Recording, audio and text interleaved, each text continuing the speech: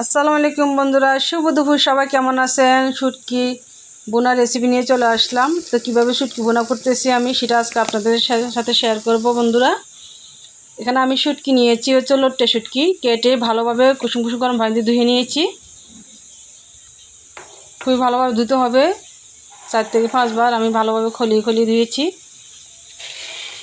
এখানে শুটকি বোনার জন্য টমেটো নিয়েছি, 3টে টমেটোকে আমি চিকন কেটেছি, ধনিয়া পাতা আর বেশ কিছু পেঁয়াজ কুচি নিয়েছি। আপনারা তো জানেন শুটকি বোনার মধ্যে পেঁয়াজ কুচির পরিমাণটা একটু বেশি দিতে হয়। এখানে হলুদ গুঁড়া, মরিচ গুঁড়া, জিরা গুঁড়া, ধনিয়া গুঁড়া আর রসুন পেস্ট, লবণ। চুলায় একটা প্যান বসিয়ে দিব, তেলটা গরম করে নিব খুব ভালোভাবে। তেলটা যখন গরম হয়ে যাবে তখন আমি পেঁয়াজ কুচিগুলো দিয়ে দিব। তো পেঁয়াজ কুচিগুলো নেড়ে চেড়ে একটু লালচে ভাব হওয়া পর্যন্ত অপেক্ষা করব। এখন আমি মশলাটা দিয়ে দিব।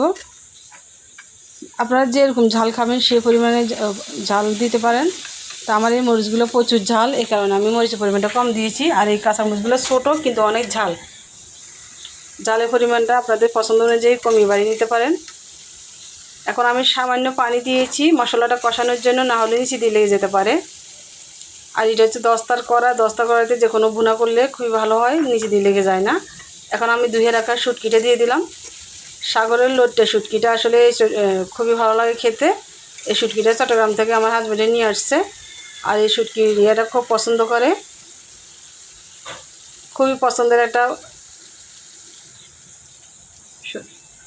শুটকিটা। কে না পছন্দ করে, সবাই পছন্দ করে। এখন আমি টমেটোটা দিয়ে দিব।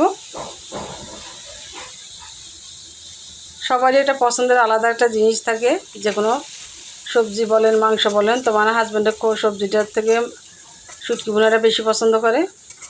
আজকে অনেক ভাত খাবে, তার পছন্দের 2টা মেনু আমি করেছি আজকে। তো আমি ডেকে দিব সিদ্ধ হওয়ার জন্য। শুটকিটা সিদ্ধ হয়ে যাবে আর টমেটোটা সিদ্ধ হয়ে যাবে।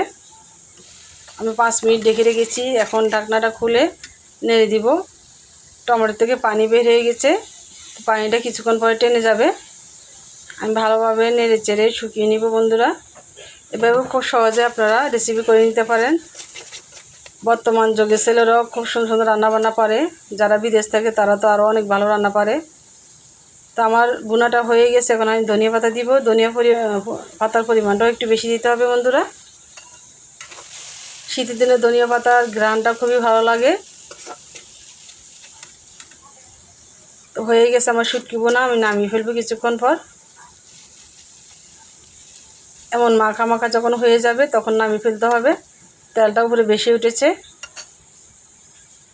আমার প্রিয় বন্ধুরা, আমার ভিডিওগুলো যদি ভালো লেগে থাকে অবশ্যই কমেন্টসের মাধ্যমে জানাবেন। যে যেখান থেকে ভিডিও দেখতেছেন অবশ্যই কমেন্টে জানাবেন। এখন আমি একটা বাটিতে নিয়ে নিচ্ছি। গরম গরম ভাত দিয়ে শুটকি বোনা খেতে খুবই ভালো লাগবে।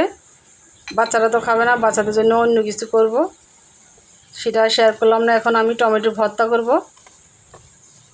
মরিচটা ছোটো কিন্তু প্রচুর ঝাল, যার কারণে আমি ঝালের পরিমাণটা কমিয়ে দিয়েছি। এই মরিচটা অনেক ঝাল, দেখতে ছোটো দেখা যায় কিন্তু প্রচুর পরিমাণে ঝাল। আর ক্যামেরাতে টমেটোটা আমি সিদ্ধ করে নিয়েছি। এই টমেটোর ভর্তাটাও আমার হাজব্যান্ডে খুব পছন্দ করে, হাজব্যান্ডও পছন্দ করে, আমিও পছন্দ করি। আমাদের দুজনের পছন্দ অনুযায়ী আজকে মেনু করলাম। এখন সরিষার তেল দিয়ে দেব। কেমন হয়েছে বন্ধুরা দেখেন। আজকের জন্য ওই 2টা মেনু করেছি। আজকে আমার হাজব্যান্ডে পেট ভরে ভাত খাবে। আসলে পুরুষ মানুষ বাসা থাকে না, তো রাত্রে খায় শুধু, এই জন্য রাত্রে করেছি আমি রান্নাটা। তো আজকে দুপুরে আপনাদের সাথে শেয়ার করলাম। কেমন হয়েছে বন্ধুরা, সবাই ভালো থাকবেন, দোয়া করবেন আমার জন্য। আল্লাহ হাফেজ, শুভ দুপুরের শুভেচ্ছা।